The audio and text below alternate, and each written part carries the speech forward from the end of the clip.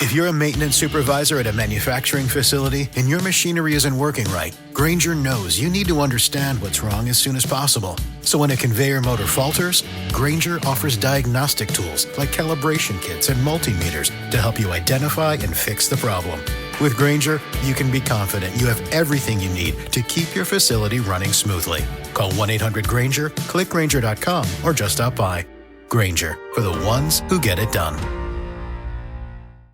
If you're a podcast host, listen up, this one's for you. My name is Allie Jackson. I'm the host of Finding Mr. Height, a dating and relationship podcast that I've been doing for 4 years now, sharing my positive and practical approach to dating that's built on my own life experience. And I wanted to share another experience that I've had, my secret behind monetizing my show. It's called Red Circle, and I was just telling my colleague about how much I love their platform. With Red Circle, not only am I getting a seamless hosting experience, but I also love the support I receive in ad sales. It's not just typical ad sales either. It's targeted opportunities based on my show and my life. And the platform is super simple. You just set your preferences and Red Circle matches you with sponsors that align with your show. You can vet every opportunity and their platform gives you great analytics. More recently too, my Red Circle team has brought me opportunities outside of my podcast on social media to really augment the podcast partnerships, bring them full circle. I just can't recommend them enough. If you want to give it a try, go to redcircle.com to get your free trial. That's redcircle.com for a free trial. Rico got legends for interviews. How the Buffalo Bills got the best fan base. Ladies and gentlemen, it's your boy back at it again. I feel like I haven't been home in a minute. I tell you, back on the road. That's how we roll, baby. Let's go. What's happening, everybody? This is the Rico Report brought to you by the Buffalo Fanatics. We back at it again. Appreciate you. We're going to get into some recap and we're going to get into some things that we noticed about the game. And the biggest question for me that's standing out is, did we get our swagger back? I don't know if we did or not. Something tells me we might have.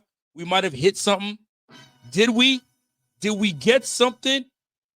Did we reach something? Did we get it back? I think I got my swagger back. I'm wondering. Did the Bills get their swagger back in the second half of that Titans game? It got me wondering, right? Some folks might say, wait a second, it was the Titans. Chill your black ass out. I don't know if I want to chill my black ass out because sometimes it just takes a little bit. Sometimes it just takes a spark, you know what I mean, for that fire to get a little bigger, doesn't it? How does a forest fire normally start? You know what I mean? Just a little something. Somebody smoked the butt end of a cigarette, flicked it, you know what I mean? Thinking he was done with it, and then boom, we got a big old forest fire, right? Did we get our swagger back? I feel like we're on the brink. I feel like somebody said I'm on a double tree.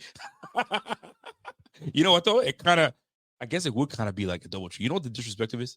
All right? So I'm doing my thing, right? And director walks in and goes, hey, man, what hotel you staying at? I was like, yeah, I'm just sitting at the one down the street because that's what the company, you know what I mean, lets me take. He's like, oh, yeah? You're not staying at the, and he names like the nicest hotel on the block. I was like, nah. He's like, oh, yeah, that other hotel's it's not that great. I was like, oh, you don't say. You don't say. Anyway, it is what it is. It is what it is. He knows that. But now that I know, I'm going to build that next time I come through. I'm staying at the top dog. I'm going to say the director said, yo, it's not the greatest quality. You know what I mean? And put that on the director. I hope he don't watch this because that's what I'm going to do. Anyway, back at it, man. I apologize if you guys hear that I'm a little raspy in the voice. But, yeah, I mean, on the road, flying, all that stuff. Yo, that gets to you sometimes, man. But anyway, let's get back to it. You know what I mean? Let me get back to it. I got my boy in the back. We don't want to take too much time. Let me know, thumbs up when you're ready to go, baby. All right, listen, swagger. We're going to get back to that swagger talk in a minute. But I'm limited on time. So I got my thigh doc coming through, and he's going to bless us, I hope, with some information that we need to know. So give me a second. Let me just get him queued up a little bit.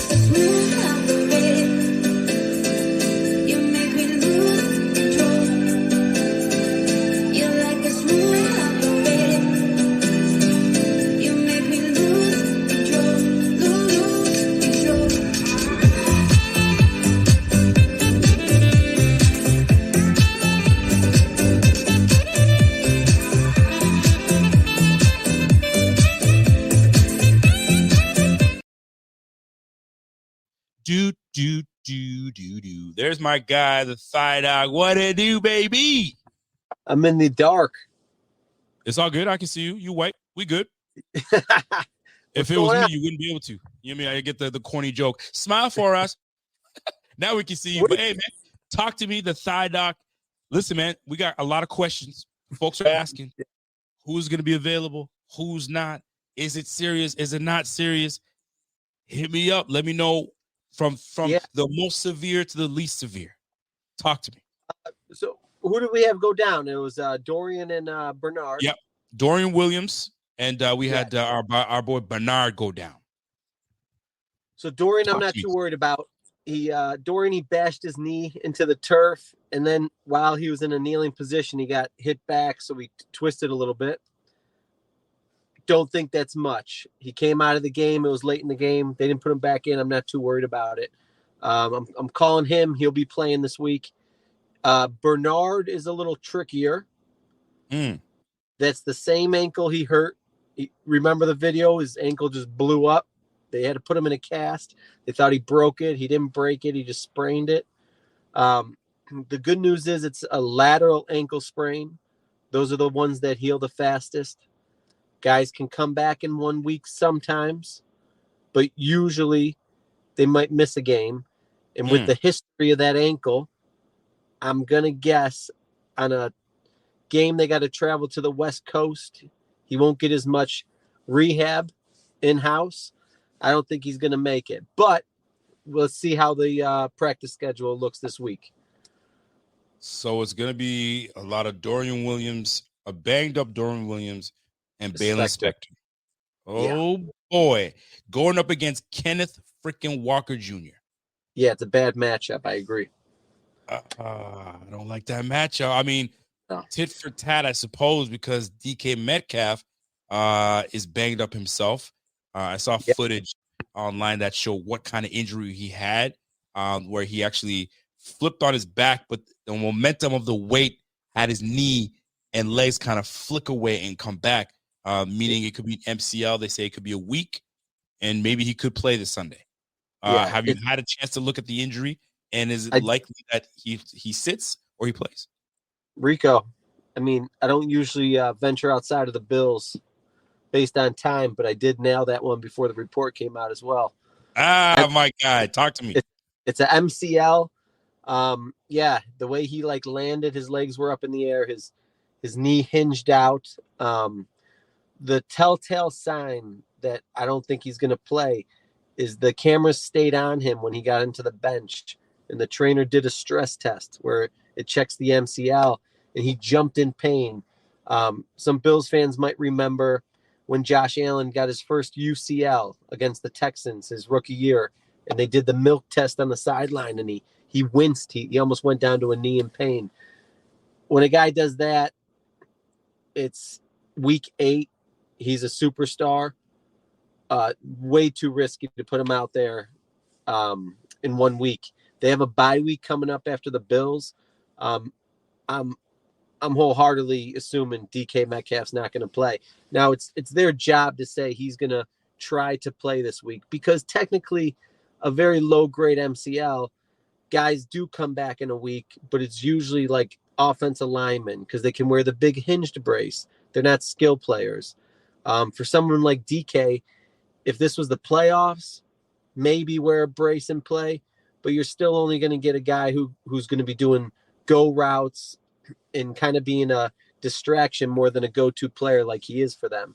So I don't think he's going to play, and I wouldn't really actually even worry about it. Well, I'm looking at the injury here, so I'm gonna try to see if I can share my screen of DK, because that's a big factor, because you already know that we're gonna have some challenges defending the run, and most folks know defending the run sometimes has been our challenge, and I'd like to be on the side of like, you know what, we're not going to be as bad as I think we are going to be. No, but we are. We're going to be in rough shape if we can't get healthy. And then now DK being one of the pieces of this team. I don't know if you guys can see the screen now. Can you see that right there? Boom. There's that jump you said. Yeah. That's where the knee snaps out. Mm. Yeah. And then it's very short clip at the end. I've seen another video where they play it out longer. So Yeah, for sure. But that kind of gives you an idea of what we're looking at in terms of injury. But on the bright side of things, it seems as though we have received Teron Johnson. He's multiple games in now, so he's back on track. He's not wincing. He seems to be now. He's playing hard without having to even worry about his forearm. That's always a good news. Counts. That's big. No, that's massive. So that's I don't want to end on a bad news. That's a good note. Obviously, Taylor Rapp with that Guardian cap seems to be playing some good ball right now, and we'll take it. And Khalil Shakir seems to be back in his at his as explosive self with that 7 reception game for 60 plus yards. So he looked good. According to you, any wincing, any hobbling, or does he look like he's back to normal? No, Shakir's good. He's only going to get better too. So now he's going to be another week out. He didn't retweak it. I'm starting to think it was more, there's 2 types of ankle sprains that we were looking at with him. His foot got folded underneath him. There wasn't a clear video. So it was either medial ankle sprain, which is worse than what Bernard has, or it could have been a high ankle sprain, which would have been the worst end. So I'm guessing this was a medial ankle sprain. He had to take 1 game off, came back a little light against the Jets, and now he's like 3 weeks going on 4 weeks post injury. He's gonna fly now, so he's good. Well, I mean, listen, good news on the offensive side of the ball, some mediocre news, not great on the defensive side of the ball, and that's the middle of our defense. Meat and potatoes. So, based on what you know, based on, how banged up we are at the linebacker position, right? Milano obviously out. Bernard dealing with something. Dorian dealing with something. Trade deadline November 5th. Do you think the Bills may be looking to potentially add in that defense? Is there concern enough where they need to add a linebacker, or we're good at linebackers? It's just a matter of it's getting healthy and making a late season run at a healthy late season run. Yeah. So there was a little smoke. I think Jordan Schultz said they were still looking at a linebacker. I saw that too. Trade. All right, couple things about the linebacker. So even though we're going to get Milano back, I still don't know what kind of Milano we're going to get. I'm less worried about his bicep and still more concerned with the knee. Now he's going to be very rusty. He's missed 1.5 years. Yes, the knee's probably more healed because we're later in the season, but he hasn't had game reps. And remember, he was favoring his knee a little bit in camp. So I don't know. I mean, the team, I'm sure, knows. And if they're looking at a linebacker, they're probably a little on edge about how effective he's going to be when he does come back. I think Dorian Williams has been great. I don't think he's the headiest player. You still see him get a little.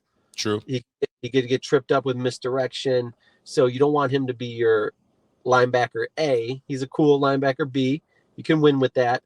And Bernard he's looking elite. He's looking real good.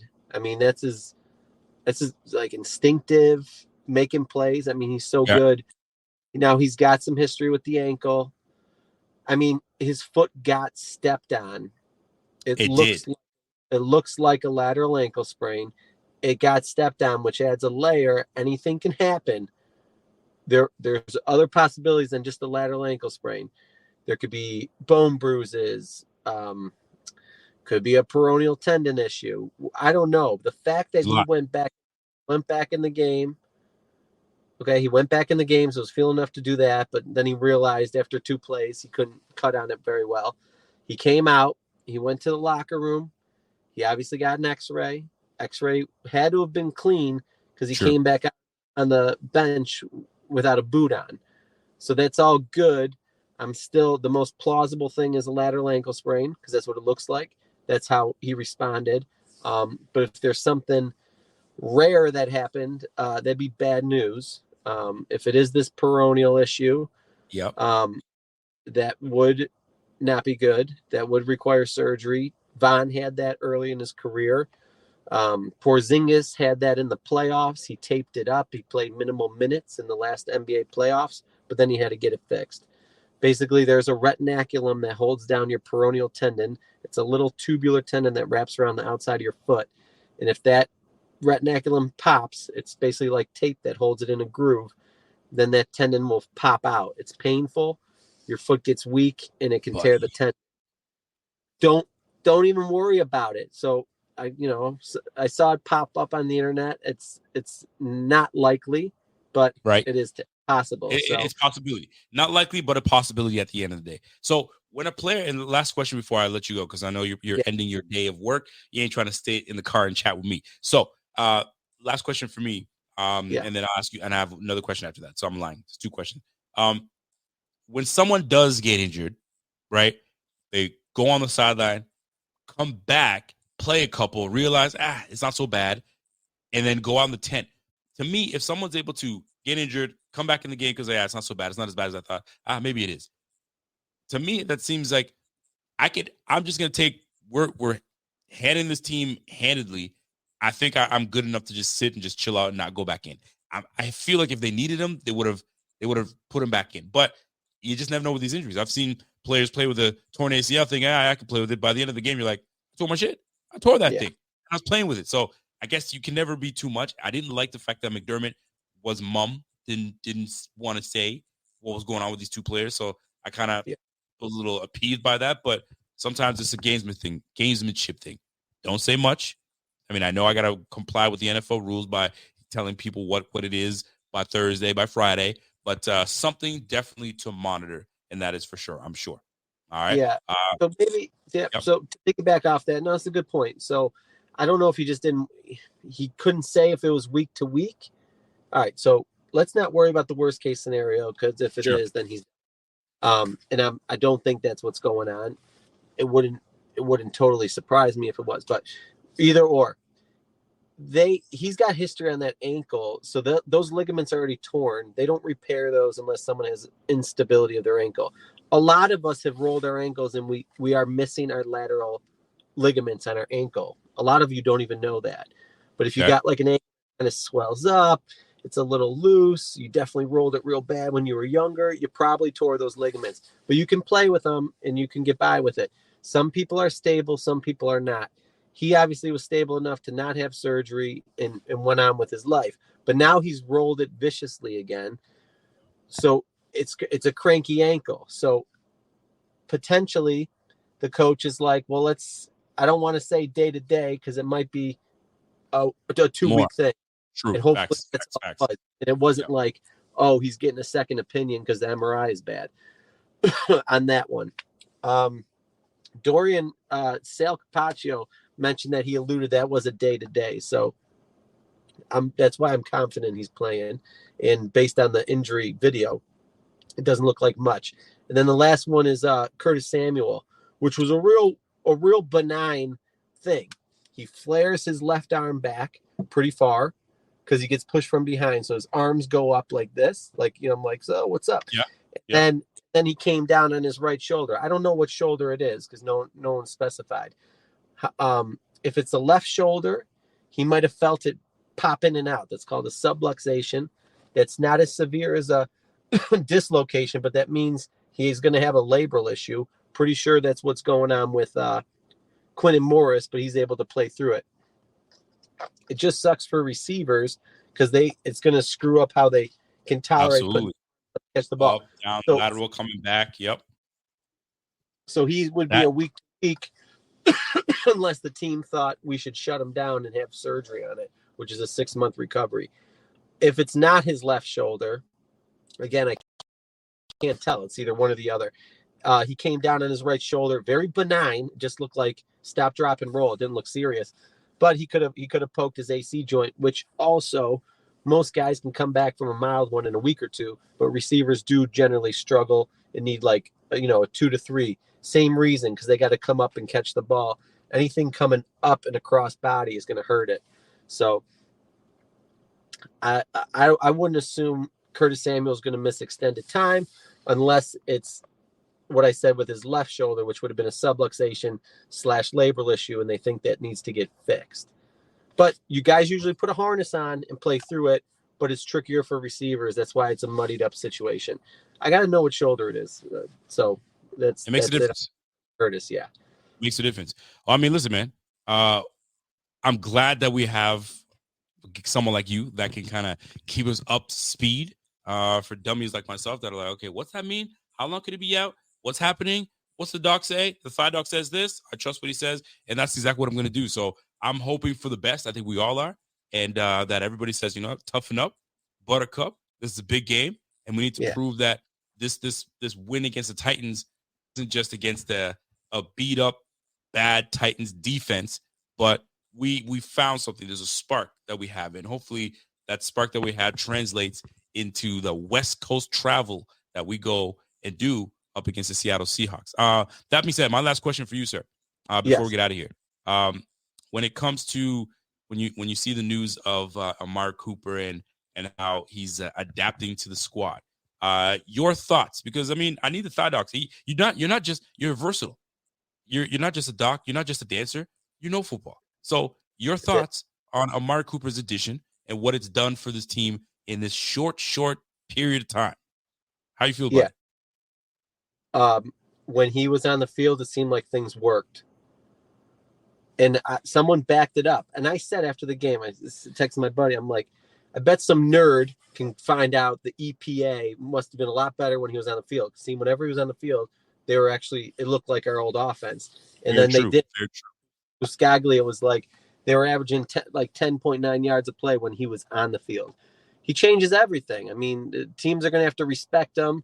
And it just changes the coverage. It changes how you're going to play the team. And if you finally got one guy that can take some eyes, other stuff's going to open up, and everything just comes together from there. I think it was a great trade. I can't believe we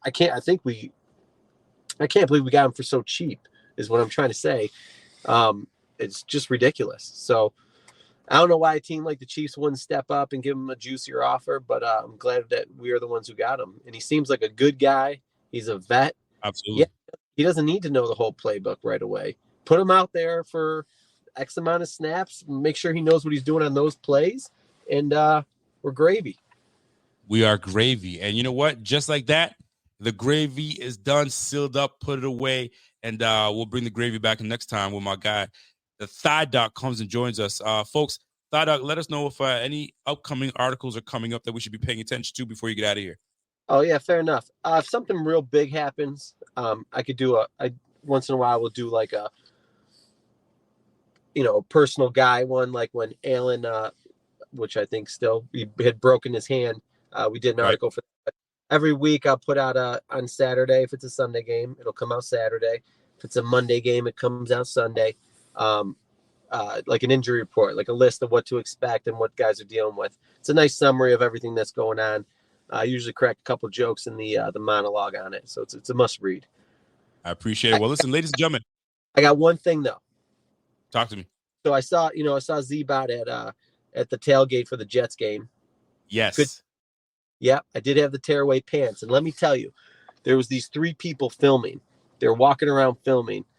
And I got a little charm. So I pulled the one girl aside who was on the iPad. And I was like, what are you guys filming? You just filming this lady? It was the Buffalo Food Slut was there.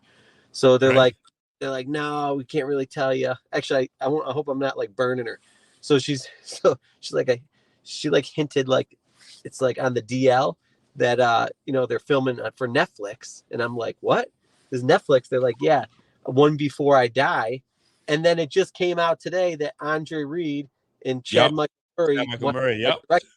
Now, let me tell you, they have an opportunity to put the thigh dance out there because I got the guy to set up the camera. I walked from about, 10, 15 feet away. It was set up. I look like I'm pointing to someone behind him. And then I stop, rip off the pants. And I probably one of my best thigh dances ever. And then he zooms in. He comes closer. And I kind of did like the keep it low and just 3 or 4 thigh tightens up right in the camera. So listen, I'm gonna tell you this, man. You're no stranger to finding the camera and the spotlight. And I hope it makes it to that documentary. It's got to be gold. It's got to be gold. And not even don't even explain it. Just get into the monologue of whatever the hell you talk about and just cut to some guy doing a thigh day. But it's not going to be some guy because everybody be like, I know that guy. Yeah. That's the thigh doc. And that's exactly what we want. So if you make it, ask for your residuals. I want you to ask for, I mean, that dough that's going to be coming in, because I mean that's going to be spoken about. I'll tell you that right now. My goal was always just to justify to my buddies who have had to deal with that for over a decade. If a Bills player would do that on the field, it would justify it to them. That was like, this is my like life goal. I lure people in with the medical stuff so they follow me, and then I start pumping out thigh videos to try to like spread it.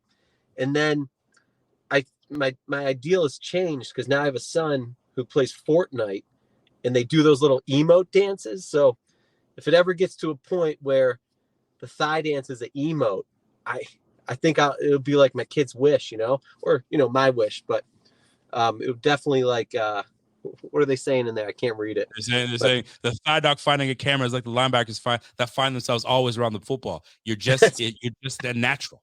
You're a natural, buddy. You're a natural. Yeah. And that being said, that's where we end off. So, folks, when that documentary comes out, yeah, Andre Reed is cool. Yeah, Chad Michael Murray is all cool. Just wait till my guy Thigh Doc finds out, and I hope they get it right at the middle. Right, where all the meat and potatoes at. Don't put it at the end. Don't put it at the beginning. Right in the middle. Fuck it. Put it right in the preview. Oh, there you go. There you go. All right, my man. Listen, have yourself a great night, and we'll catch you guys. We'll catch you on the flip side, brother. My pleasure. Go Bills. Yes, sir. That's our guy. The Thigh Doc comes in. So listen, man. Apart from obviously with him cracking us up and everything, but I mean, listen, news is news. So whether we feel good about the news that he's dropped on us on Bernard, it's iffy. It's iffy. If he could deal with pain, we may see him. Worst case scenario, he's out yet again, which really blows, because this is a big game that we could use his services. He's so instinctual. He's around the football. You need that type of player. Dorian Williams, thankfully, it's not a big injury, but he's not Terrell Bernard, right? Let's keep it a buck here. He's not Terrell Bernard, but serviceable linebacker for sure. And then Balen Spector, obviously a depth linebacker. But I mean, listen, we're better when everybody's healthy, clearly. So hopefully we get the best version of these guys when they come through, and we'll go from there. So that being said, that's my guy, the Thigh Doc, giving us the injury report on these Bills going into Sunday's afternoon or evening slate against the Seattle Seahawks. So let's get right into our nitty gritty. But obviously, folks, you guys know we gotta pay the bills. So before we get into the nitty gritty, getting into it, we gotta talk about the wrong thing up there. Hey, yo, rookie mistake. So let's talk about our friends, the Underdog. So, folks, if you guys have not had a chance to jump in and download the app, go ahead and get on there, folks. Over 1 million fans across 33 states got in the game last year by making picks on Underdog. Went up to 1,000 times your money just by choosing higher or lower on your favorite players, stats, etc., touchdowns. You know it. Folks, if you guys were in that game and you watched the Titans, you saw what the defense was able to do. Will they be able to keep the Titans rush lower, or was it going to be higher? Was Josh Allen going to connect with our guy, Mr. Amari Cooper? He absolutely did. So, folks, go in there, use the code BMAFIA. Making picks on Underdog is straightforward. Very easy to use app. BMAFIA is the code you want to use on Underdog, and we'll give you a free pick to use on your first cash pickup, plus $1,000 bonus cash when you deposit. The Underdog fantasy promo, BMAFIA. Claim your new customer special of free pick and your deposit offer. Folks, it's that simple. Jump in there, and it's really simple. So here's the disclaimer. You guys know what time it is. You got to be 18, especially if your state falls into this category. Know what time it is. And if you have issues, listen, Hope line at 1-877-8-HOPE-NY, or text HOPE-NY 467-369. So, folks, let me get right into what we were talking about earlier. Swag. You see me. I got it. Can you hear me? I'm dripping. Kidding. Listen, I'm a 40-year-old man. I ain't dripping nothing, right? But what I do want to play with y'all is this. The Bills look good, especially in the second half. The real question is, can it be sustained? And that's what we've been asking ourselves, right? A lot of times, the Bills give us inconsistent play, right? We start off hot, Then we go on some cold, you know what I'm saying, October, and we're up and down, and then we fire it back up late November, December, right? But then in the middle of that season, there's some inconsistencies where we're beating teams that, okay, that we're supposed to be. We lose to teams where you're like, what? You had no business losing to that team. So the Titans. And the big conversation being had right now is the Bills haven't beaten anyone. The Bills haven't beaten anyone. One of the dumbest things I used to say that, and I'll call myself out. I used to say, who the heck they beat, right? Yo, you got to win in this game. That's the name of the game. I don't care how you win, because these wins translate into you winning division. And if you win your division, you're automatically going to the playoffs. That's what everybody's trying to get into. Ask the Jets how it feels to make the playoffs. They wouldn't know. They wouldn't know. They haven't been there forever. I mean, I don't think my kids were even born. I mean, I got a 21-year-old. I don't think they were born. I don't think they've been to one since 2003. Have they? I mean, you'd have to go back and find out. That's how I feel how long it's been. So it's not easy to make the dance. It's not easy to jump in and do those things. So those are things that stand out in that regard. So that being said, when it comes down to these Bills in their swagger bag, I feel as though they have. I feel like they've turned a corner around. And Thadoc just mentioned something to us. The play of Amari Cooper being on the field absolutely just made the offense that much better. He said it himself, and I haven't even looked it up, but he said it himself. It was 10 yards of play per, according to Joe Buscaglia. So him being on the field alone makes the difference. So why not get into it and feel good about them getting their swagger back? Josh having no glove on our practice, is he feeling like himself more? Are we going to get Josh with no glove next game? Has he become accustomed to it? Is he like Kobe Bryant that's keeping the shield, or Rip Hamilton when he broke his nose? Does he have a face mask? He's just going to leave it because he's comfortable with it. Who knows? But the point is, he's at that 6-week mark where he's healthy. Do we get old Josh back? Right? Those are the things that you have to happen. Do we get Joe Brady back, knowing that Joe Brady now has an X receiver in Amari Cooper? So to me, absolutely, I feel like we've got our swagger back. The question is, can you sustain it? Right? Can you sustain it? Let me tell you something. I don't want the Bills to be, here's an analogy for y'all. I don't want the Bills to be like when kids going to high school, I'll say high school or middle school, first day of school, or first week of school. First week of school, I don't know about y'all, but you got your outfit lined up. Yo, Monday, I'm gonna rock this. Tuesday, I'm gonna rock that. And then Wednesday, I'm gonna put this combination together, and it's looking good. And now we good. So that swag is up. Week 2, we back to the clothes that we used to wear, during the summer and last year. So now that swag is a little off. So I don't want the Bills looking like first week of school, looking real good, and giving us an impression that, all right, we might see we got a little swag from these boys, and then against the Seahawks, a dud, because it's now going to fall into what most folks are trying to talk about. The Bills haven't beaten anybody. Boy, do I hate that.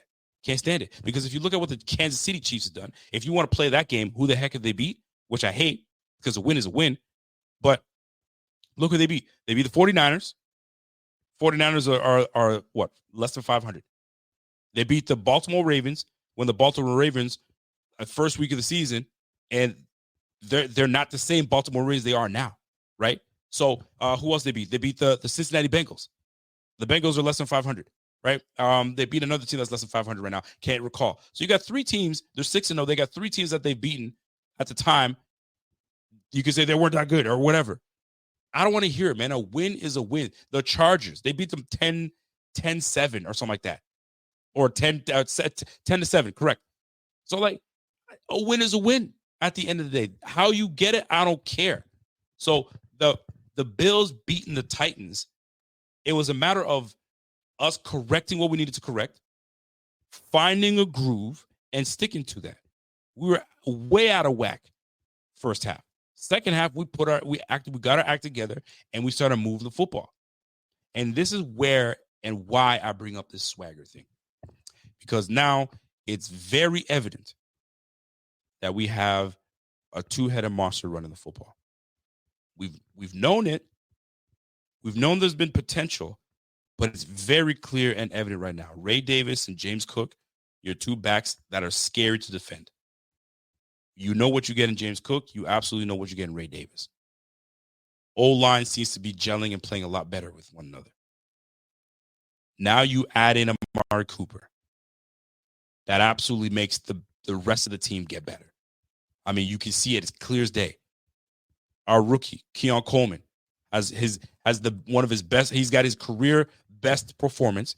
And right now, I think he's the third leading receiver, or seventh. Is he seventh? He's a top 10 leading rookie receiver in the league right now. I think I saw something about 3. So not only that, it's boosted the confidence of your rookie. It's now going to open up. I mean, I feel like I'm like a broken record. It's now going to open up things for Kincaid and Dawson Knox. But the most important thing is Joe Brady, because this has been the biggest thing. Joe Brady has seemed to found a way to incorporate Cooper, get Josh free and willing to put the ball in the air more often than none. And now all others will start to open up. And then don't forget, you got a run game. So if this continues, this whole, moving the football and getting the ball in the air and being balanced like we started the year, bro, we could really do some damage in these next few games. These next few games could tell us a whole lot. And then we face the big juggernaut in a couple weeks after the Seahawks in the Chiefs. So this could be a big-time run. Now, I do want to address somebody that made a comment. So salute to my guy, Brian Barrows. I see you, Brian. What's going on, boss? Who was this? Serenity? I don't know. I saw somebody by the name of Serenity. I think I saw Serenity. Maybe I'm wrong. Let me just scroll on up. I saw it, but I was like, all right, I'm going to address that afterwards. All right, what's Serenity? Serenity now, right? And he goes, trouncing bad teams and then looking like a dumpster fire against Baltimore and Houston should really make fans rethink things. Why? If you're a Bills fan, you watch the game. Everybody can tell you right now that against Baltimore, we got our ass beat. No question. We got our ass beat. We got to hand it to us. There's no excuses to be made. But you can't tell me when you watch that Texas game that we were severely outplayed. Heck no. And if you believe that, you're a fool. And no disrespect, but I got to say, you're a fool. If you thought that we got severely outplayed, and you're going to make this comment to say against the Baltimore and Houston, how do you bring up Houston and you saw what they just put up against Green Bay? And I'm not even slouching Green Bay. I think Green Bay is a solid team. We were not at our best. We were definitely not at our best. But you can't tell me that we can't play with Houston. You kidding me? Heck no. Both teams at their best.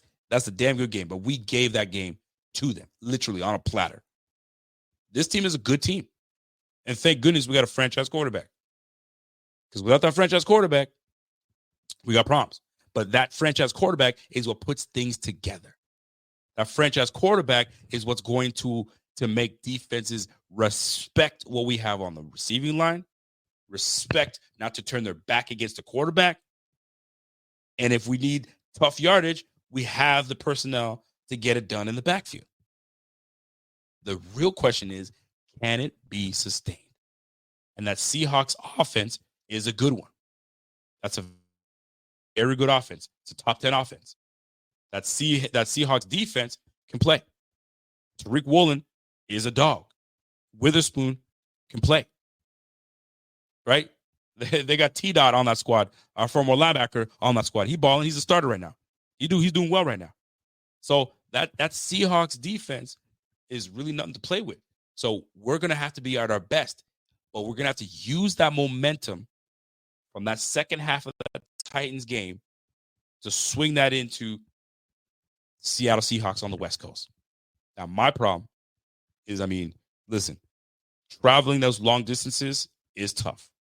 The fact that the Bills got to travel all the way from the East Coast to the West Coast, could that pose problems? I know it's an afternoon game, but does that slow them down, right? Does that put them in the position, right? My man Brian Bowers comes in and says that same Seahawks team lost to the damn Giants. Listen, man, this is the game. That's why you can't count out certain teams, man. Oh, who did you beat? You beat the Giants, or you lost to this team, bro. This NFL, it's too hard to win. That's why every win that every team takes, you can't take it for granted. You think the Seahawks give a damn that they beat the Chargers 10-7? No, that stuff is in the rearview mirror. That stuff is in the rearview mirror. Side note, Amari Cooper is available. And apparently, Seahawks are in on the coop.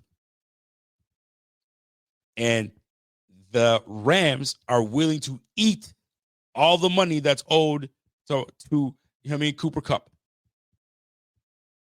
If he goes to the Chiefs, that would be problematic. We already got a deal with Jerry Jones' bum ass allowing Derrick Henry to go to the Ravens. That's already an issue for us. And we found out firsthand, if the league allows Cooper Kupp to team up with Travis Kelce, Andy Reid, and Pat Mahomes, boy, oh boy. Boy, oh boy, this league is something else. Forget about Devontae Adams going to the Jets. That guy, love that player, but what a terrible decision. I know it's not your decision to go where you're traded, but you orchestrated that, right? You and your boy Aaron Rodgers orchestrated that, and now you got to deal with a 2-5 team. Good luck. But Cooper Kupp and the Chiefs, woo, that's tough. I mean, it's not Kupp, it's Coop. I got you. But Cooper Kupp going over there, that'd be something else, man. That'd be something else. But that's neither here nor there. The Bills have a grand opportunity. And that opportunity is to take down the Seattle Seahawks coming in. And I don't want to go too much into it. We're going to go a lot into it tomorrow with my guy, Carl Jones. We'll talk about it. But I want to kind of finish off and recap what's taking place with the Titans from last night. And we're going to get into, and this is where I'm going to need your help, folks, the good, the bad, and the ugly when it came to that game. Let's get into it right off the bat. The good. I mean, right off the rip, I love how we made our adjustments.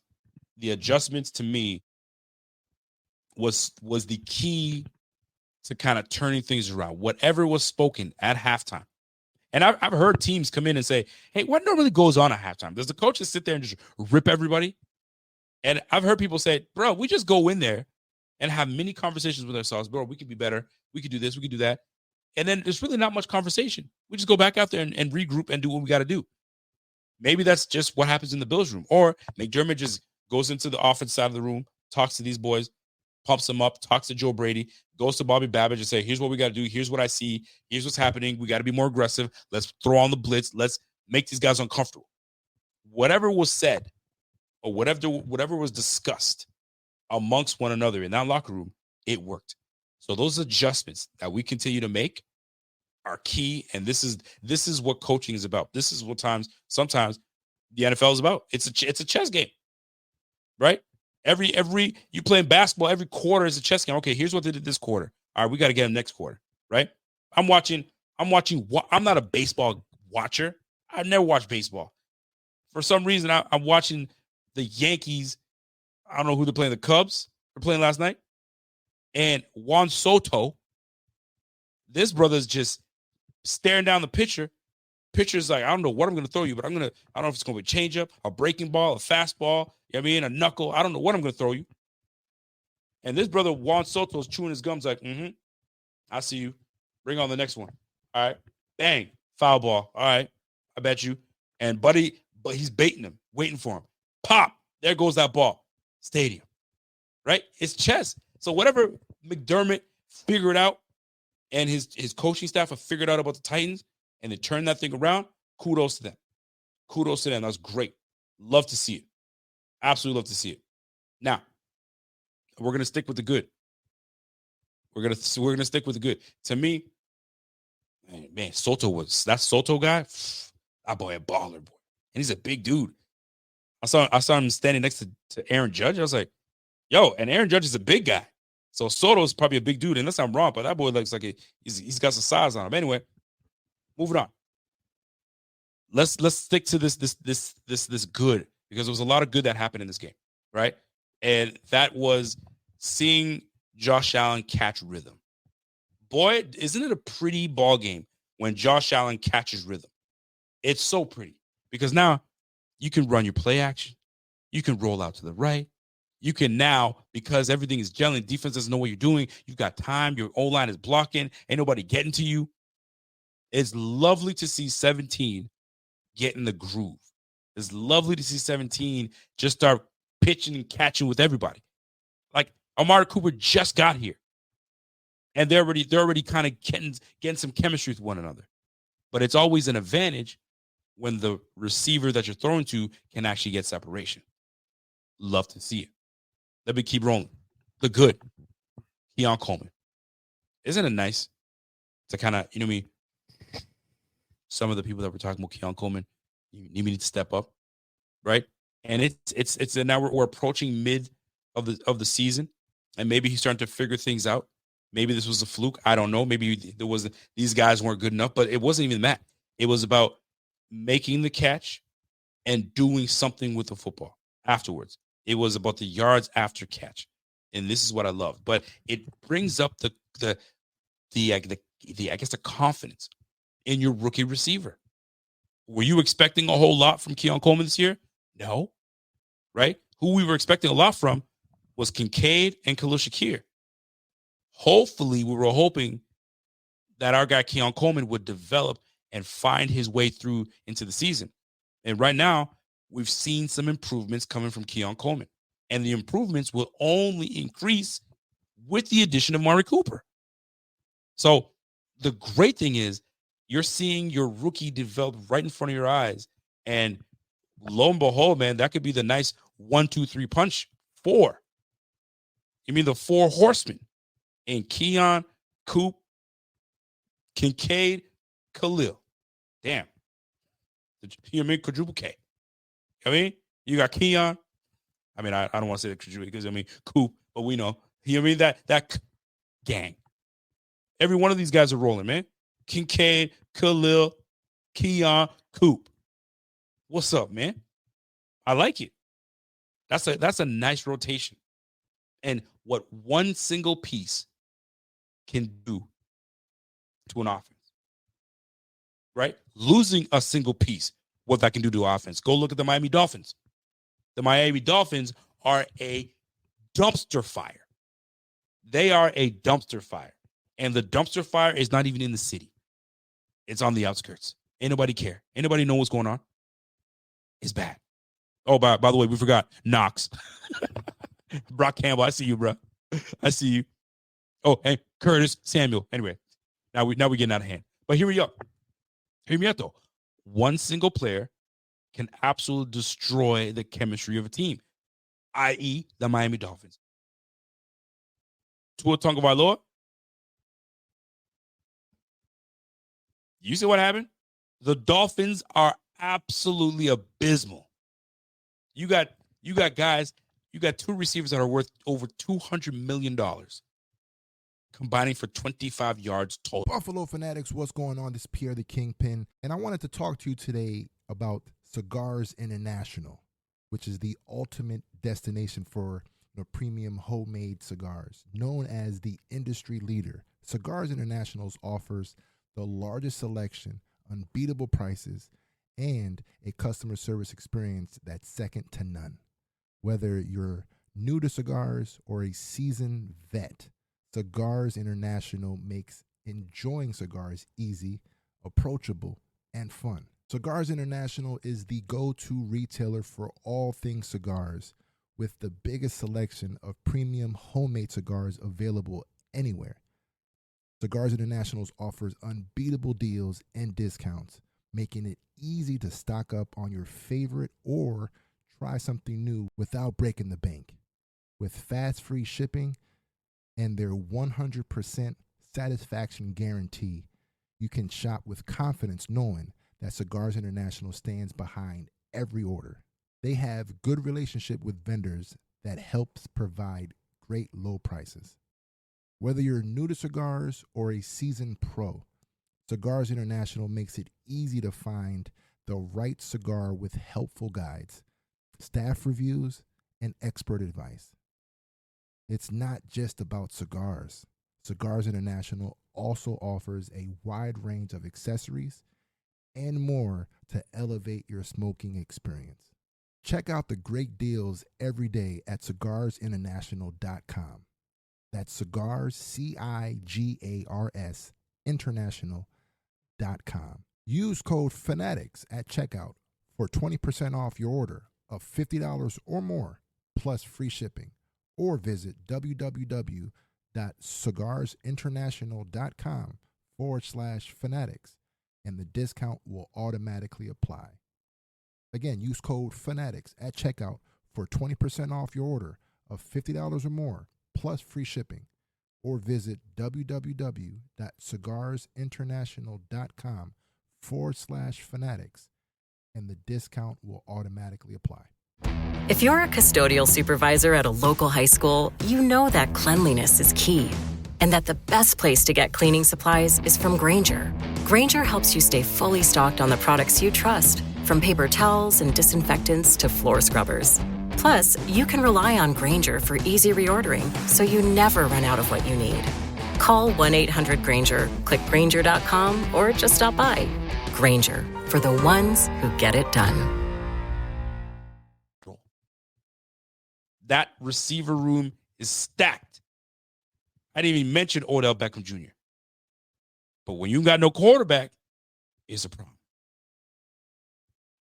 Go to the Bills. The Bills lose Diggs.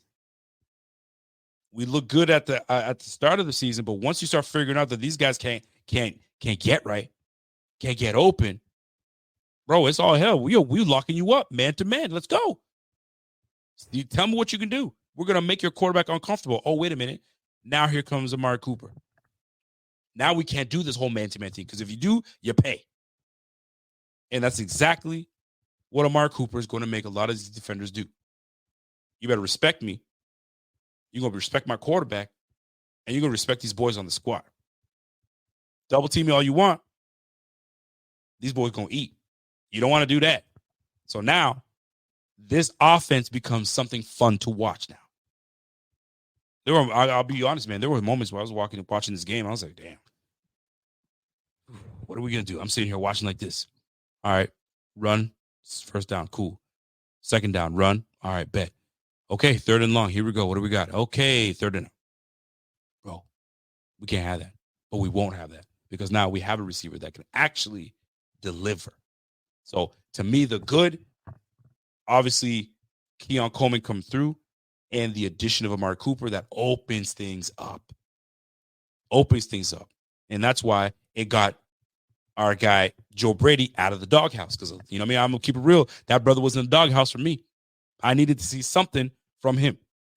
But it doesn't stop, because now you got a tough matchup against the Seahawks. So that game plan better be money. Let's keep it rolling. Second half defense. Groot. I got to name two players. Real talk, right? Greg Rousseau and AJ Epinesa. AJ Epinesa is not getting enough love. And Groot has gotten his love this year, and he deserves it, and he's deserved it this game. But AJ Epinesa quietly is having a solid year. He's quietly having a solid year, and you got to give credit to where credit is due. AJ Epinesa right now, if my memory serves me correct, potentially leads this team in sacks. And I'm about to just jump in and see what these Bills are talking about, because I believe he probably does. He's quietly put together a pretty decent season thus far, a trustworthy season, and I love to see it. Right now, defensively, our leading sacker right now is AJ Epinesa with 4. Greg Rousseau 3.5, Von Miller 3, and he's been suspended 4 games. Wait till Von Miller comes back. It's on and cracking. It is on and cracking. So big shout out to AJ Epinesa. He's doing what he needs to do. Get after the quarterback, force fumbles, do what you got to do. He's got 2 forced fumbles this year. AJ Epinesa, 2 forced fumbles this year. Let's go, baby. Let's go. So big shout out to AJ Epinesa. Big shout out to Greg Rousseau. Boy, listen, man. You gotta give these guys credit. They came out and wanted to play, and they did well. They did well. Now, do we want consistency? That's the big one, because the defense sometimes shows up, and then the pass rush disappears. And you're like, yo, who is getting after the quarterback? Where is Von Miller? I don't want to have to be calling for Von Miller at 35 years of age. I want my young bucks getting after it. But here we are. There's not a whole lot you can do. You got to deal with what you got. But sometimes these boys do disappear, right? I need my AJ Epeneses all the time. I need my Greg Rousseaus to show up all the time. But like I said, maybe this game is the spark that we needed. That second half is the spark that we needed to get these boys going. AJ Epeneses' fumble would open things up. Dwayne Carter and his stuff on third down and fourth down is exactly what we needed, which brings me to my second last good that I want to portray on this thing. Right? Rookie class. Bro, think about it. Rookie class absolutely came through this game. Brandon Codrington.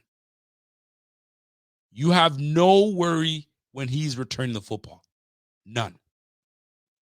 Dwayne Carter, big time defensive stuff. And he's actually playing well this year. Very well. The time that he's been on the field, he's been doing well. Give him that credit that he deserves, brother. My man D. Carter doing the damn thing. So far this year, the rookie defensive tackle, he's got 2 sacks. 2 assisted. I got my numbers all wrong. Excuse me. Dwayne Carter this year, I believe. Let me just go back and let me make sure I'm confirming that. Where's my guy D. Carter? Oh, Mr. Carter, where you at? He's got no sacks this year thus far. Excuse me. But I wanted to do, he's got 3 tackles for a loss. That's the number I was looking at. He's got 3 tackles for a loss. And that's limited time. Daquan Johnson is what's getting the time, and Ed Oliver. So kudos to these boys, man. Daquan Johnson's got 2 sacks this year. Dwayne Smoot is getting in on the action. So kudos to them, man. The rookie class. Keon Coleman getting busy. Absolutely getting busy. You got busy this game. Ray Davis, Codrington, Dwayne Carter. Let's go, man. These young boys are playing. These young boys are born. And we haven't really even got a full scope of Cole Bishop. Wait till Cole Bishop kind of starts to get busy. But I'm a big fan of what Dwayne Carter's doing. I love it. I was a big fan when we drafted him. I was a big fan of getting Ray Davis. I'm a big fan of Cole Bishop. Wait till these boys, start really putting things together. Shoot. Watch out, man. We just got to gel. We just got to gel a little bit more. Gel a little bit more, and that's what it. Here we go. Let's keep it rolling. And last but not least, you guys are probably going to be like, why are you giving love to this guy? But I got to. We poo-poo on this player, but you got to give him love. Tyler Bass. Why are you giving love for a guy that's supposed to do his job? The same way that we give Josh Allen love for doing his job. He's a franchise quarterback. You're supposed to do this, what we do. But we still give him love, don't we? Don't we? Yeah, exactly. All right? So why can't we do that to the kicker? The kicker, he's been having a rough go. And the fact that he's gotten over the nonsense, the crowd got behind him. This boy can nail 6 kicks, 4 extra points, 2 field goals. That's what you want. Now, mind you, these were mediocre kicks. Between 29 and 35 yards, 40 yards. The ones that really matter, the ones that we'll be looking forward to are those 55s, 57, 59. Because that seems to be what the norm is these days with these kickers kicking balls, man. It seems to be the norm. Every time I turn around, 57-yard kick, done. What? That used to be crazy. Back in the 57 yards, you'd be like, whoa, that boy nice. Now, chip shot. It's crazy. So the fact of the matter is this. We're starting to see a little bit of encouragement, a little bit of, some buzz from our guy, Tyler Bass. Hopefully, like I said, this is the spark that continues and he keeps going.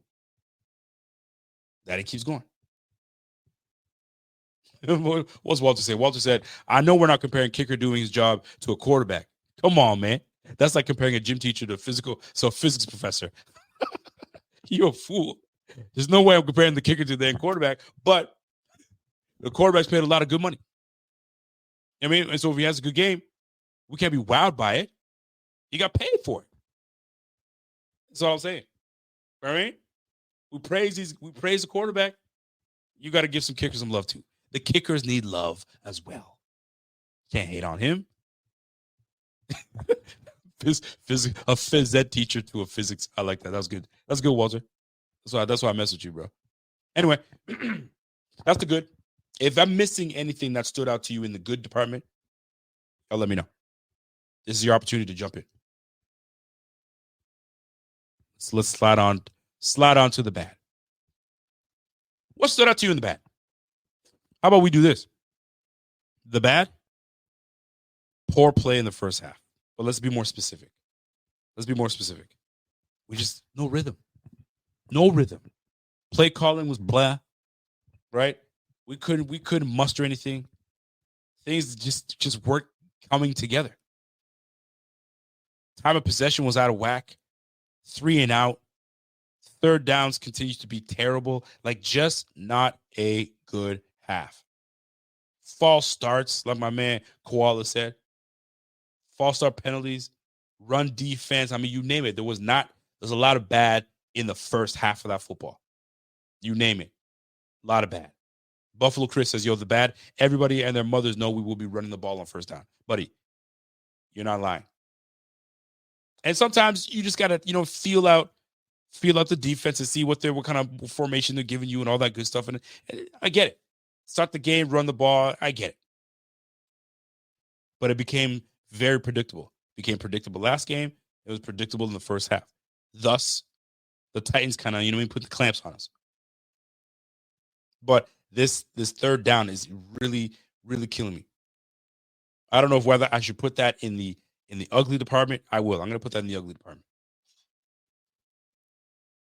My man said Daquan Johnson. What about Daquan Johnson? I mean, who the heck is Daquan Johnson, first of all? You mean Daquan Jones? Anyway, we do have to make those. We got to figure ourselves out sooner instead of waiting till the second half, because sometimes the second half is just not enough. Sometimes you bury yourself into too deep a hole and you're stuck and you can't get out, i.e. the Baltimore Ravens. We buried ourselves and we could not get out. My man Walter says the bad adjustments. I'm sick of us needing to make adjustments because that means we weren't prepared. Against the good teams, we paid in losses for early mistakes and trying to catch up. You're not wrong. But you know what? Another thing that comes down to it too, right? Because you said something that we weren't prepared. See, I'm not totally in on the lack of preparation. Sometimes it becomes they are prepared, they're not executing. It's the lack of execution. So being prepared is one thing. You know what you want to do. You got the game plan.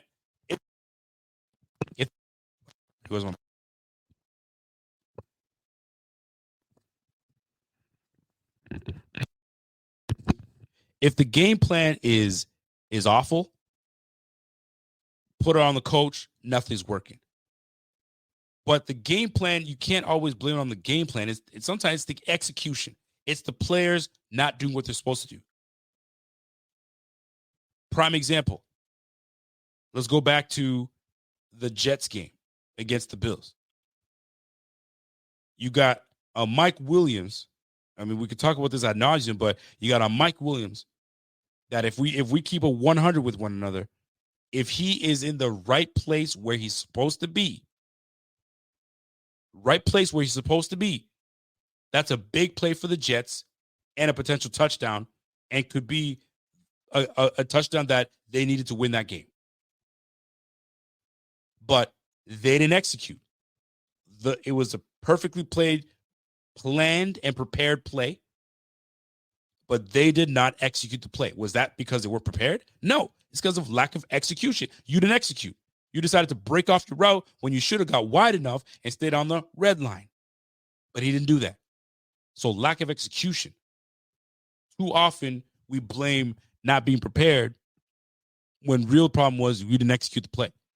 I called this play, you did this, and you deviated from it. So whose fault is that? Is that on me? As the coach, you got to take it. You got to own it. But a lot of times, bro, it's a lack of execution. It's what it comes down to.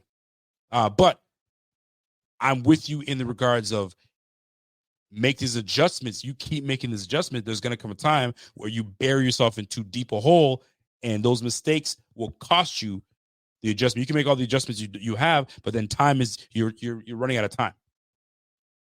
Too little time to make to get over the hump. So Walter, in a way, you're correct. I'm not saying you're wrong at all because that is the case. But there comes a problem of execution. Sometimes it's just lack of execution. That's what it comes down to. What's up, Bartek? What it do? Bartek says, yo, I don't know, Rico. I'm not a fan of our D line sometimes. They show up sometimes, and sometimes they don't. There's rarely any consistency. I wish we had a game record like the Steelers, Bengals, Chiefs, and Raiders, Browns, and 49ers. Well, let me tell you something. Steelers, amazing. They're playing good ball right now. The Bengals are under 500. The Chiefs, Chris Jones is unbelievable. The Raiders, under 500. The Browns, under 500. 49ers, under 500. So what are we talking about here? And I'm not even trying to get at you, my guy. I really not. I'm really not going to. But they have these game records.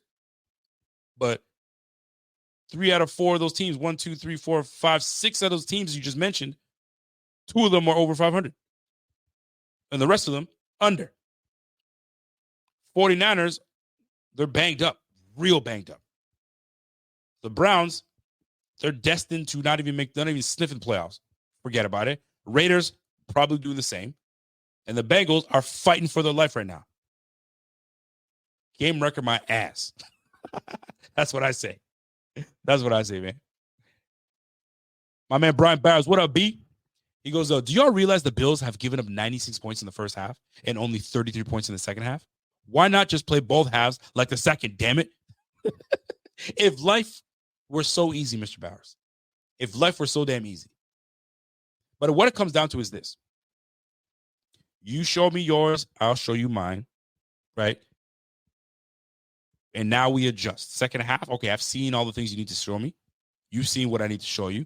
So now I got to adjust to what you showed me. I need to counter what you showed me and vice versa. Who has the better game plan to counter what the opposition is doing? That's what it's going to come down to. That's where these adjustments come in. Will my adjustments counter yours? It's a counterpunch. Before you were hitting me, you were jabbing me like crazy. I couldn't slip it. I was trying my best to slip it, but I couldn't. You kept on doing it until I found out your pattern. You throw 2 jabs and you go for a body. So now that I know you're going for your 2 jabs, I'm slipping that, pop that, pow, counter that, and that's what's happened. That's what's happened so far in the Bills in the second half. We getting jabbed and we getting bloodied. You know what I'm saying? To the point where, okay, clean up, man is cleaning it up, and then second half, that's when we start to kind of realize your pattern. Okay, we got it. Problem is, we went against the Ravens. They haymakered our asses. The birdies were going around our head, and they never went away. We could never recover. We couldn't recover. It's crazy. But you're right, though.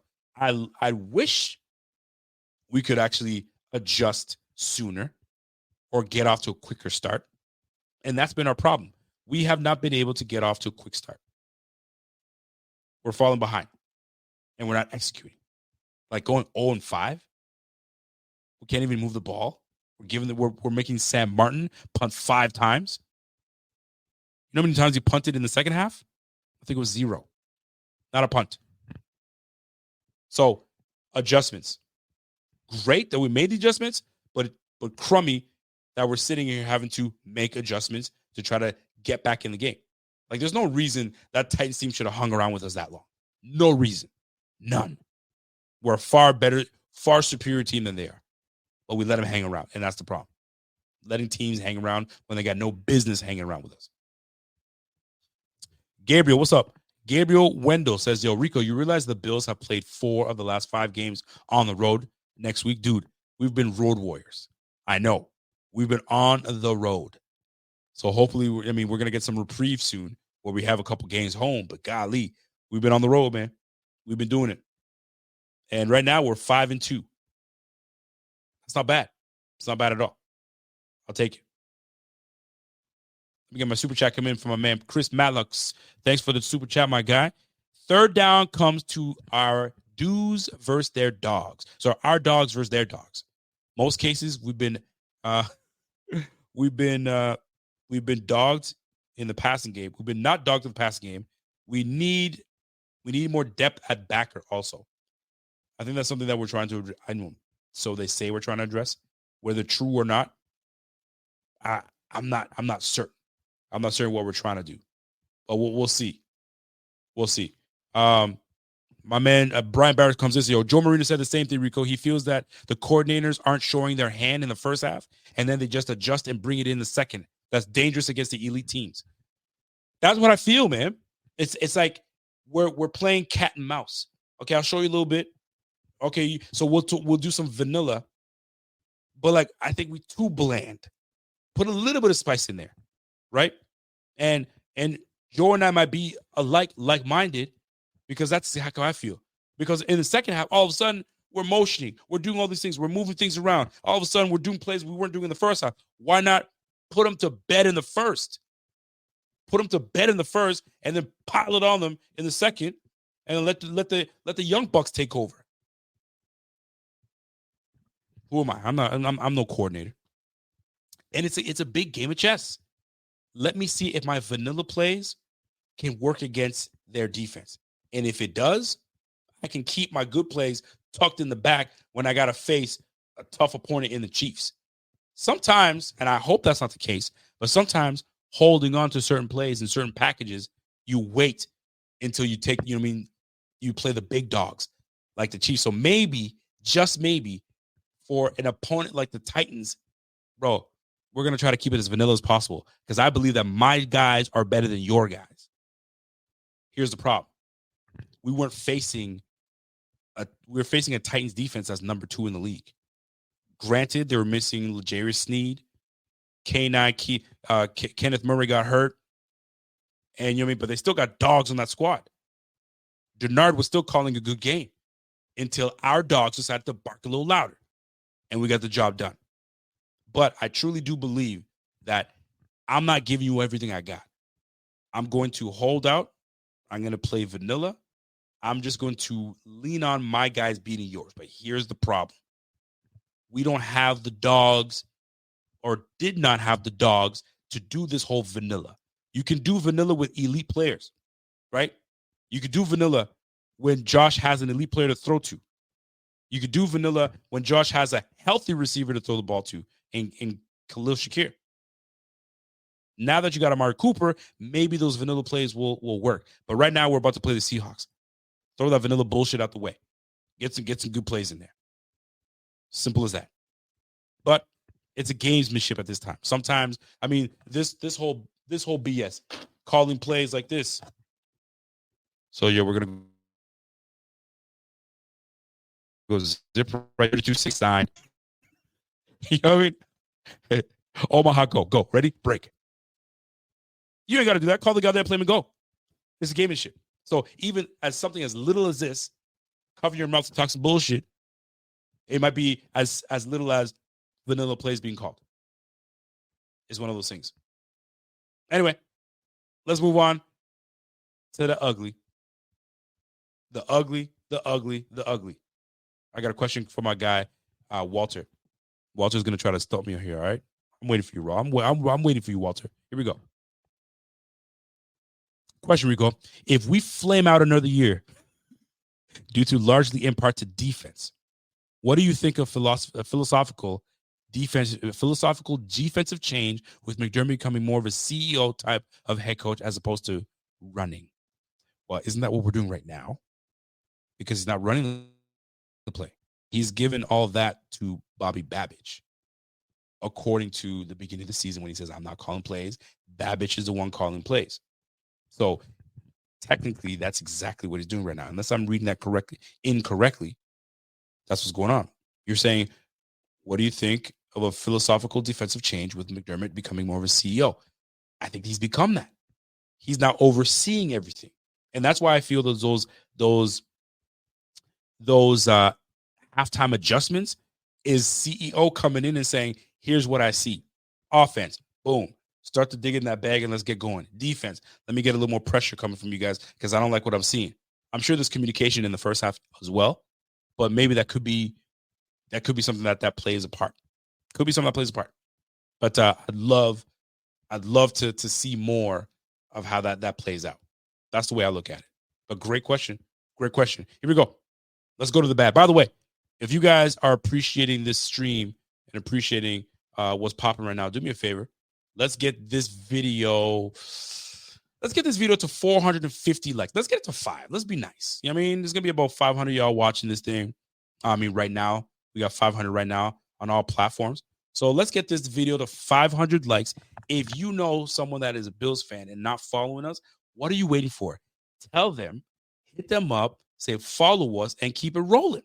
Lastly, I want to appreciate and thank each and every one of you guys that have become a member of the Being Squad. You guys know what time it is, man. For those that are members that pay every month, I mean, just for mere support, we appreciate that. And if you want to be part of that, www.supportbf.com. It's all there, and we appreciate it. Listen, I don't thank y'all enough because a lot of y'all have this channel running because of the support that you guys give us here. So please accept my gratitude. We appreciate it. Let's roll. Now, move in to the ugly. Right off the rip, third downs. We're terrible at third downs. We're horrible. We are bottom of the league tier third down play. We cannot compete and play with the big dogs if we can't convert on third downs. We can't compete with the big dogs if we're 2nd and 2, right? Or we're 3rd and 4 in a manageable down and we jump offside. We're 3rd and 1 and we go illegal motion, right? We're 2nd and 9 and a holding call. Like, discipline is killing us because now with those things, we're now getting off the field. And I say this all the time, and I sound like a broken record. We're giving more opportunity to bums like the Titans to stay in hand. Can't have it. If we're going to try to compete with these top players and these top teams, we got to be better on third downs.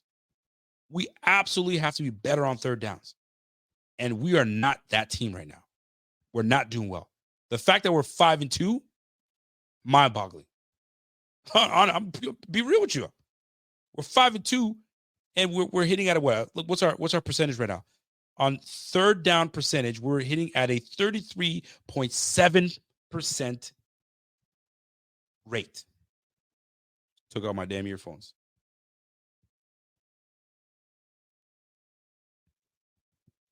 We're hitting at a 33% rate. Buddy. 3 times out of 10, we're hitting. Can't have that. We were near the top of the league. So what were we doing last year that we're not doing this year? You know what it is? Execution. You know what it is? Lack of discipline. That's what's killing us. Our opponents are hitting on a 41% rate to our 33%. Can't have it. Can't have it. And it's not like we're turning the ball over. We're not even turning the ball over. We're not even turning the ball over. But we're giving them the opportunity. Like right now, we've fumbled the ball 6 times. We've lost it twice.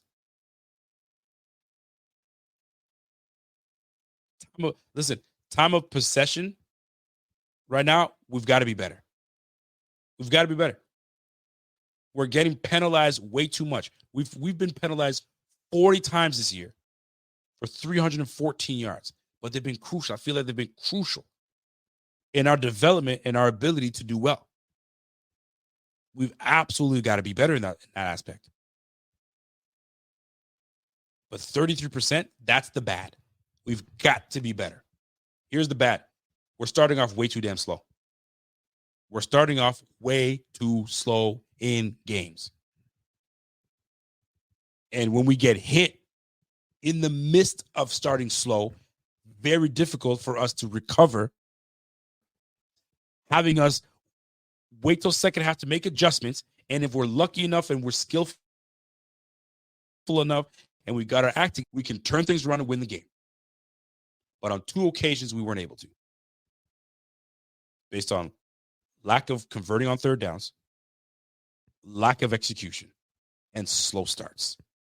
Bro, those are recipes for disaster. Absolute recipes for disaster. We got to be better. And how do we get better? Discipline. And sometimes, and this is no slouch on either running back, James Cook, Ty Johnson, or Ray Davis. But I remember we were doing this last year and the year before. When our run game was not as effective, we were substituting, run the football for maybe 2 to 3 yards to a receiver screen. They were both equivalent to the same thing. If I can't run against this team, I'm going to quick hit for a receiver screen. And I find that we do that here and there. And we were doing it last year. Now we're starting to run the football. But sometimes if the advantage is the receiver against that DB, take it. If that defensive front is whooping our ass, don't run in right into the teeth of that defense. But I also understand that if we can't run the football, play action is going to be nothing. So this is, Joe Brady has to find that balance. But these slow starts, absolutely killing us. We've got to start better. We can't be sluggish. We absolutely can't be sluggish. Shut up and down. But I'm not going to sit here and harp too much on the bad, because that some of the bad is not as bad as ugly, as we want it to be. But these third downs, it's going to cost us. It's already cost us already, but it's going to cost us when we really need something to break down. We really need something to happen. It's been killing us. But the fact that we've added Amari Cooper, that changes everything. So that moment that we need that one-on-one to be won, this guy's one of the best in the game in getting separation. 2.7 yards per route on separation. You kidding me? All day, every day. You saw exactly that in the slot when he scored his touchdown. Poor DB didn't know what hit him. DB sitting here, getting in his back pedal, turned his hips, over, done. The minute your hips turned just a little bit, my man turned into Patrick Swayze. Dirty Dancing, turned his hips, over with. My man Amari Cooper put that baby in a corner. Sit there. Let me get this tutty. So much potential on his team with the addition of that one piece. But these third downs they gotta go. We gotta be better.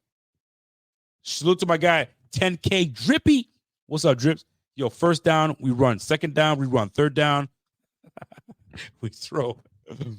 Yeah, it kind of reminds me of Nate Hackett, just a little bit. Nate Hackett used to do it to us all the time. I was getting sick of that man. Sick of him now. He's not even my coach. Anyway, y'all see what time it is. So those are the ugly for me. If you guys have anything that stood out that was ugly, y'all let me know. So first half slow starts, gotta go. Third downs, we gotta be better. Those are the third down conversions. We gotta execute. We're not hitting on a high mark. We're just not. We could be better. We absolutely could be better. All right. Let's move on to the next segment before I get out of here.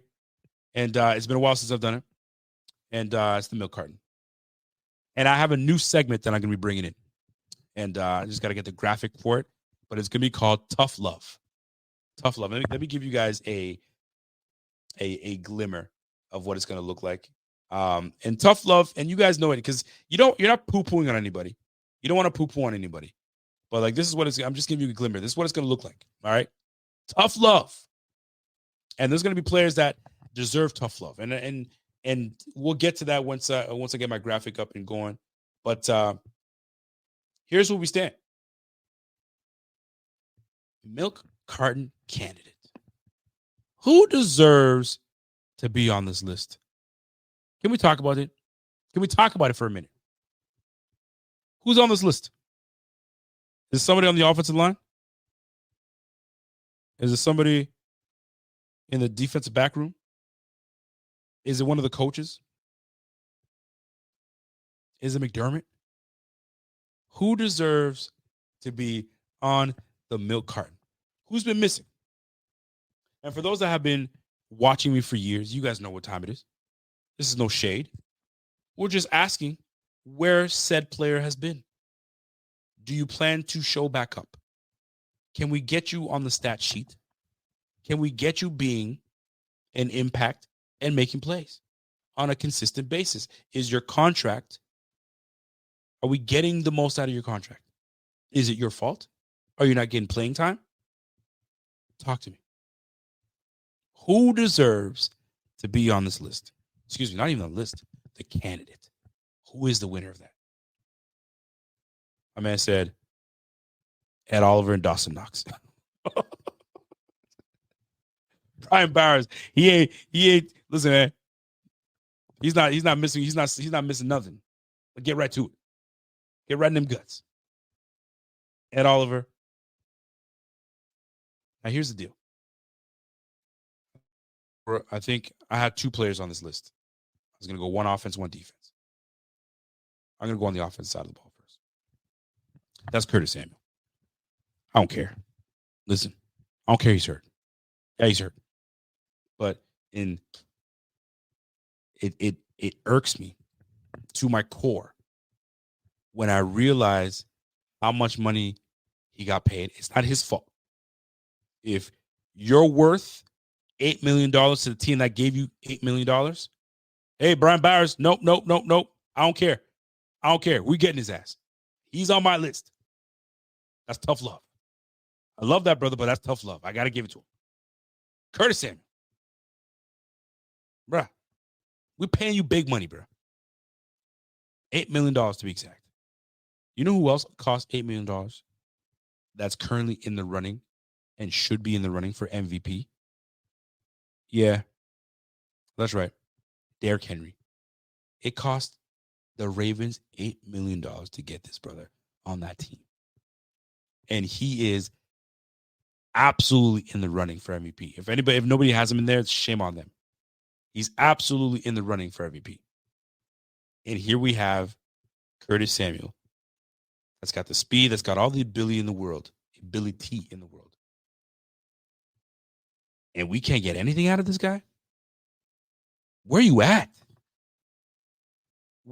This whole, I mean, I'm past the whole everybody eats business. But fam, I need something out of that, brother. I need something, man. And Joe Brady, you gotta like open something up for this guy. Because he's too talented, he's too athletic for us to be messing around. But yet, here we are. And it sickens me because you got Derrick Henry that leads the league at age 30, 873 yards rushing. He's going 6 yards a pop. He's got 8 touchdowns, and he's rushing for 124 yards a game. Golly. Man. And then, I don't even know what Curtis Samuel's stats are like. Let me bring up Curtis Samuel. Curtis Samuel. And I know you're hurt, brother. I know you're hurt. But even before you were hurt, much to be desired. 12 receptions this year, 92 yards, 0 touchdowns. Bro, we're not getting the most or anything out of Curtis Samuel. Milk carton candidate, recipient, Curtis Samuel. And I hate it because he's too talented for him to be giving us 12 receptions for that little yards. Bro. Unlock this, brother. Somebody's got to unlock Curtis Samuel. And this is not me poo-pooing on Curtis Samuel saying he sucks. It's just we're not getting anything out of him. Someone unlock him on that freaking offensive staff. Find a way. Holy jumpins, man. But he's got to help himself. He's got to help himself. That's my guy, Curtis Samuel. Offensive milk carton. EPP, where you get the EPB, PBA. What is it? What's the you know what I mean? When the P League's got to call him, what's that? I usually use it for these guys. Get him out of here. When I say get him out of here, get him on the field. Let's get him activated. Man, I hate to put my brother there, but exactly what it is, man. Hopefully, Joe Brady can unlock this brother. Let's go to the defensive side of the ball. I mean, you guys said it. I didn't. I'm going by what the fan is saying. I'm going by what the viewers are saying. Edward Oliver. Edward. Our guy, Edward. Paid handsomely. I know he had a game that he was banged up a little bit. But we're going to need Ed Oliver from last year, bro. We need Edward from last year. We need you, bro. And right now, we're not getting the Edward Oliver that we need. Been quiet, super quiet. And for what we know you're capable of doing, we haven't been seeing too much. And I know it's not about all statistics. I know that. I'm not silly enough to say it's all about stats, but it's not. But I need more impact from my guy. And it starts with defending the run, because right now, the run game, we're bottom tier run defense. And that starts with the defensive front. Starts up with Daquan Jones, starts up with Ed Oliver, and we go from there. This year alone, Ed Oliver, 6 tackles, 1 sack, 1 forced fumble.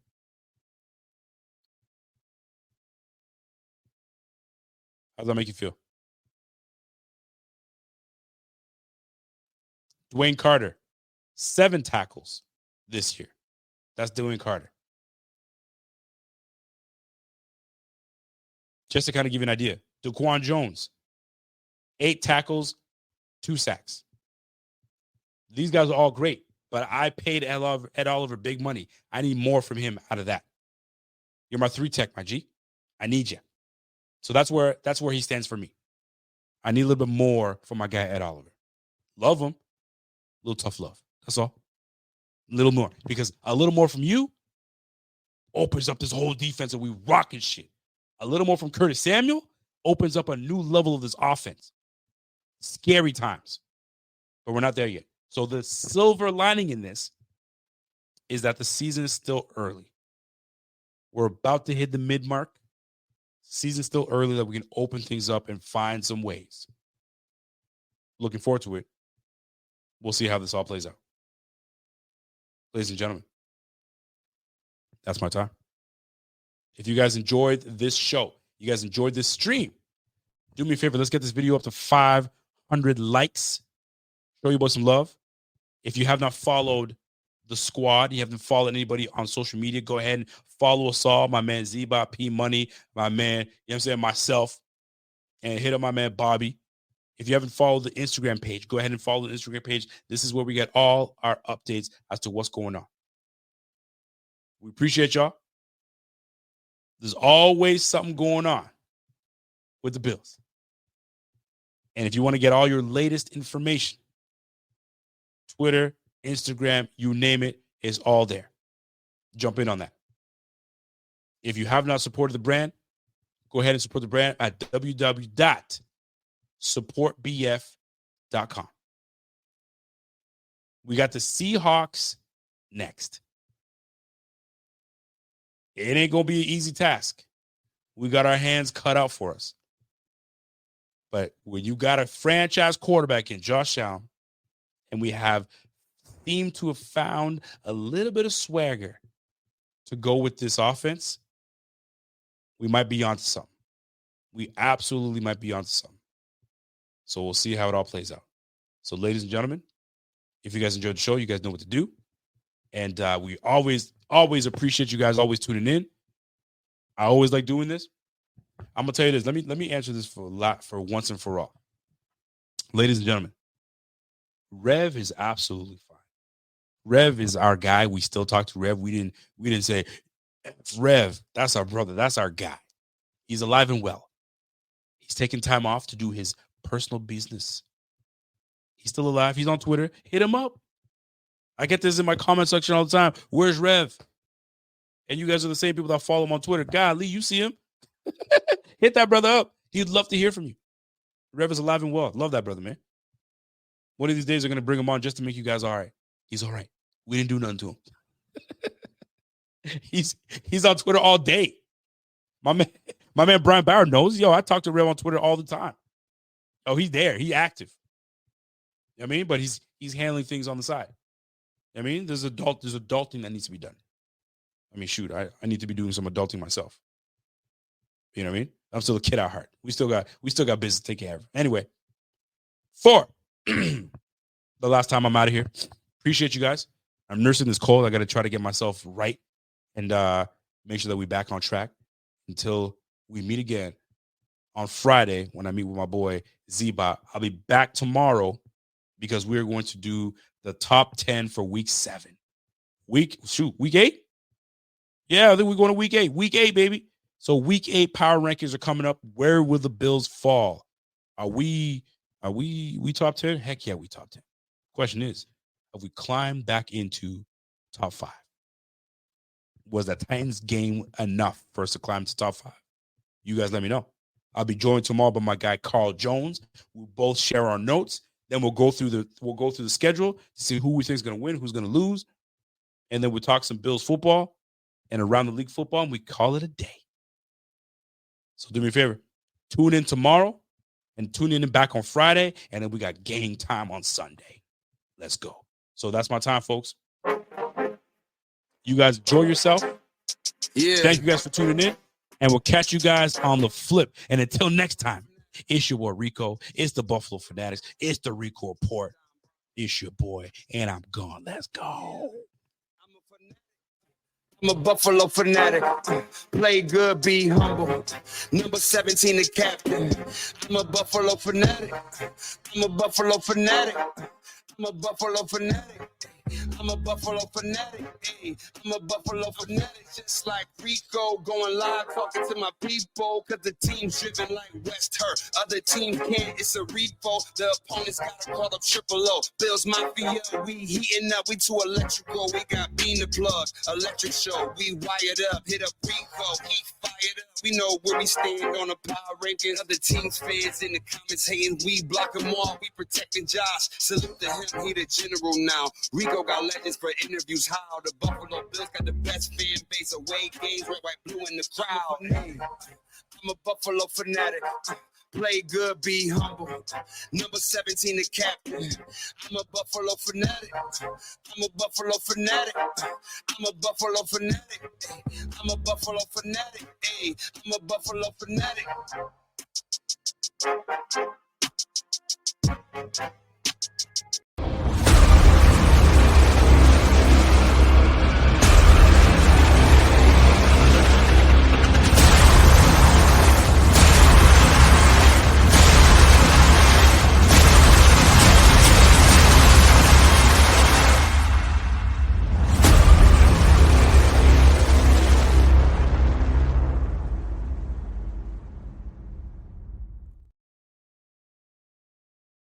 If you're a maintenance supervisor at a manufacturing facility and your machinery isn't working right, Grainger knows you need to understand what's wrong as soon as possible. So when a conveyor motor falters, Grainger offers diagnostic tools like calibration kits and multimeters to help you identify and fix the problem.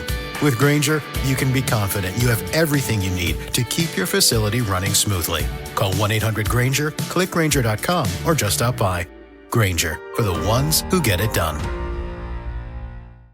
If you're a podcast host, listen up, this one's for you. My name is Allie Jackson. I'm the host of Finding Mr. Height, a dating and relationship podcast that I've been doing for 4 years now, sharing my positive and practical approach to dating that's built on my own life experience. And I wanted to share another experience that I've had, my secret behind monetizing my show. It's called Red Circle, and I was just telling my colleague about how much I love their platform. With Red Circle, not only am I getting a seamless hosting experience, but I also love the support I receive in ad sales. It's not just typical ad sales either. It's targeted targeted opportunities based on my show and my life. And the platform is super simple. You just set your preferences and Red Circle matches you with sponsors that align with your show. You can vet every opportunity and their platform gives you great analytics. More recently too, my Red Circle team has brought me opportunities outside of my podcast on social media to really augment the podcast partnerships, bring them full circle. I just can't recommend them enough. If you want to give it a try, go to redcircle.com to get your free trial. That's redcircle.com for a free trial.